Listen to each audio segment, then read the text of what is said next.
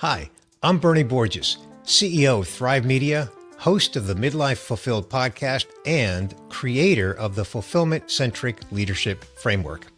In this video, I plan to give you an overview of the Fulfillment-Centric Leadership Framework by explaining why I developed it, what it is, and the impact that you can expect if you implement the Fulfillment-Centric Leadership Framework in your organization. And lastly, I'll tell you how you can explore the Fulfillment-Centric Leadership Framework beyond this video. I'll start with the why, and there is a story. Unfortunately, it's a story that involves tragedy. When I was 30 years old, I worked at a technology company in Silicon Valley. I was in my first leadership role, and one day, tragedy struck. A member of my team was killed in a domestic violence incident. This tragedy inspired me to lead my team with empathy and authentic care for their well-being. Naturally, we grieved together as a team. One of our very own was killed. It was a difficult time. Now, at that stage in my career, I wasn't using any specific leadership principles.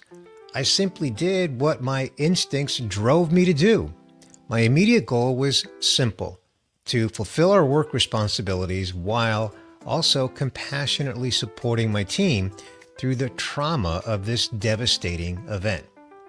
Looking back on this period of my career, I had become an unconscious, competent leader. Now, fast forward 3+ decades, and with the benefit of many years of reflection and learning from inspiring leaders, and also conducting research, notably the Thriving in Midlife report that I produced with Udemy, I have developed a framework that has made me a conscious competent in leadership. And I call this framework Fulfillment-Centric Leadership. This framework is built on a core belief, and that is that when leaders create an environment where people feel fulfilled, both personally and professionally, they bring their best selves to work. And the ripple effect is profound: greater engagement, greater loyalty, and productivity. Now consider this. Gallup's 2024 State of the Global Workforce Report found that 77% of employees are disengaged, costing the global economy $8.9 trillion annually in lost productivity. That's why fulfillment-centric leadership matters more than ever. Now, it's a 10-step framework that helps leaders foster fulfillment, engagement, and productivity in their teams. In short, it makes leaders conscious competence in empathetic leadership. So I want to walk you through all 10 steps and show you how this approach can transform leadership and workplace culture and business outcomes. Steps 1 through 3 really lay the foundation for the entire framework. Step 1 is starting with your own journey. Leaders, fulfillment starts with self-awareness. I want to challenge leaders everywhere to take a deep dive into your own fulfillment across the 5 key life pillars: health, fitness, career, relationships, and legacy.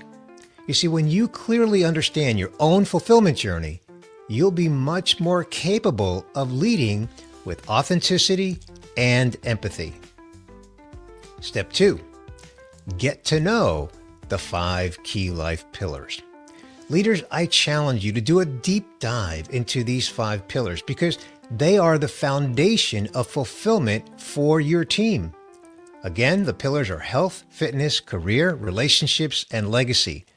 These pillars comprise every aspect of your humanity. Everyone on your team is on the same fulfillment journey across these 5 pillars. So learn how they impact everyone on your team, both personally and professionally, so that you can lead your team holistically. Step 3, let the data guide you. Leaders, I challenge you to survey your team to understand their fulfillment levels across these 5 key life pillars. Data provides clarity on where your team is thriving and where they need support, giving you a roadmap for action. Now, steps 4 through 10 are about leading through fulfillment. So, step 4, keeping it real. Authenticity builds trust. Leaders, I challenge you to share your own challenges and victories with your team. Open up to some degree about your fulfillment journey across the 5 pillars.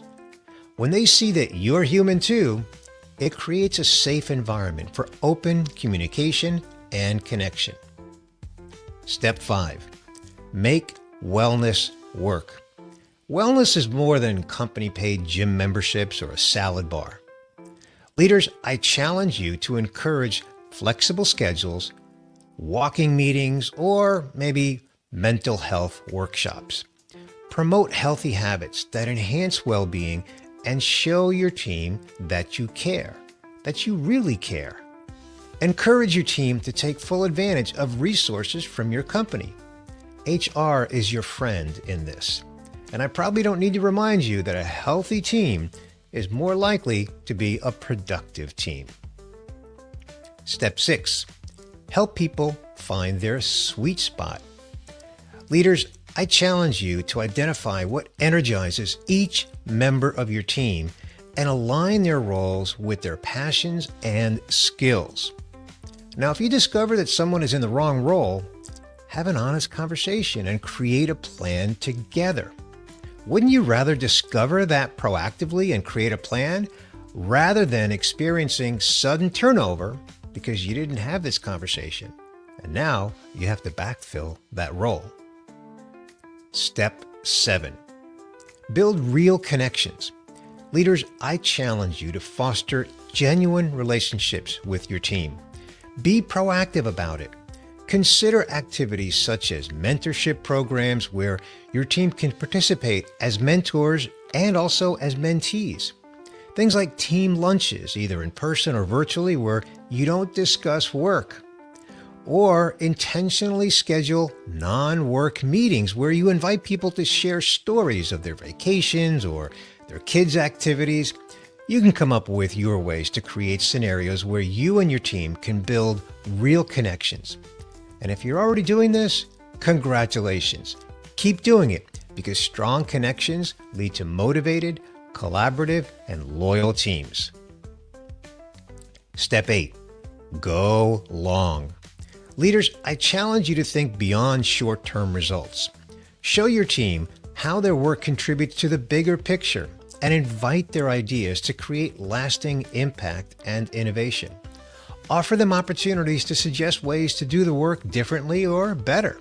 Sure, this can be challenging to manage. It's your job as the leader to communicate the invitation for open discussion without the promise that every idea will be enacted. Giving your people a voice will be appreciated, and you may just discover a new idea that's a game changer in your organization. Step 9, making it happen in 3s. This is the money step. Leaders, I challenge you to organize work activities into 3 levels of difficulty: low, medium, and high.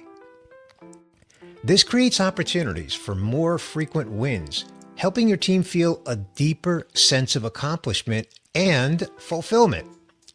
Consider combining these achievements with recognition such as badges or t-shirts or desk plaques, etc.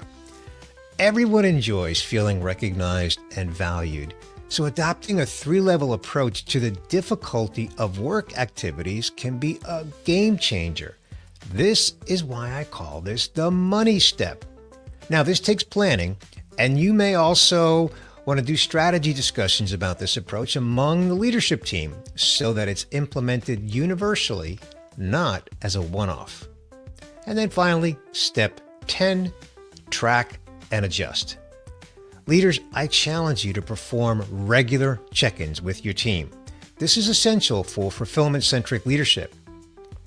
Assess what's working and what isn't, and then use those insights to refine your leadership strategy. Continuous improvement keeps your team engaged and thriving. All right, now this wraps up the 10 steps to fulfillment-centric leadership, but don't go anywhere yet because I want to talk about the cost of fulfillment-centric leadership. Actually, that's misleading because it's not the cost of fulfillment-centric leadership that you should track. It's the opportunity cost of not leading through the lens of fulfillment across the 5 key life pillars. Aside from your investment in training, which is what I do, the biggest cost is, as I just mentioned, the opportunity cost when leaders do not lead with holistic and authentic empathy. Now, earlier, I shared my backstory. I became an unconscious, competent leader early in my career when I intentionally decided to lead my team with authentic empathy. Sadly, I was motivated to lead this way because of a tragic incident, a domestic violence incident that took the life of one of our very own. This became my why. I hope you never experienced that. I sincerely hope you never experienced that. I hope that your why is to increase engagement among your team, increase loyalty, increase productivity, and improve retention. Because the true cost is the cost of dealing with low engagement and high turnover. Remember that data point that I shared earlier? Gallup's 2024 State of Global Workforce report found that 77% of employees are disengaged, costing the global economy a whopping $8.9 trillion annually in lost productivity. And if you think your organization is contributing to this whopping $8.9 trillion in lost productivity, I challenge you to explore fulfillment-centric leadership in your organization. You see, when your team feels fulfilled across the 5 pillars, again, health, fitness, career, relationships, and legacy, they bring their best selves to work. Fulfillment-centric leadership transforms workplace culture. Simply stated, it's a win for your team, for your organization, and for you as a leader. Fulfillment-centric leadership isn't just a trend. It's a transformative approach to leadership. And leaders, I challenge you to consider, what is the opportunity cost in your organization if you don't lead with authentic empathy through the lens of fulfillment across these 5 key life pillars?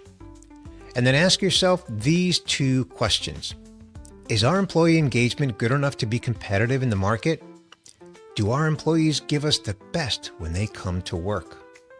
Now, if you're honest with yourself in answering these 2 questions and the answer is no, I invite you to explore the Fulfillment-Centric Leadership Framework. I developed this framework inspired in part by the data in the Thriving in Midlife report that I produced in partnership with Udemy, and the other motivation that I have is to reach billions around the world to educate them of the power of seeking fulfillment across the 5 key life pillars. And my plan is to reach billions by educating leaders on the Fulfillment-Centric Leadership Framework. I invite you to get in touch with me to explore this further. I deliver talks on the Fulfillment-Centric Leadership Framework. I also deliver custom workshops and consult with organizations to help them improve employee engagement, productivity, and retention through the Fulfillment-Centric Leadership Framework. I'm Bernie Borges. I can be your fulfillment architect. Thanks for watching this video. Here's to leading with fulfillment together.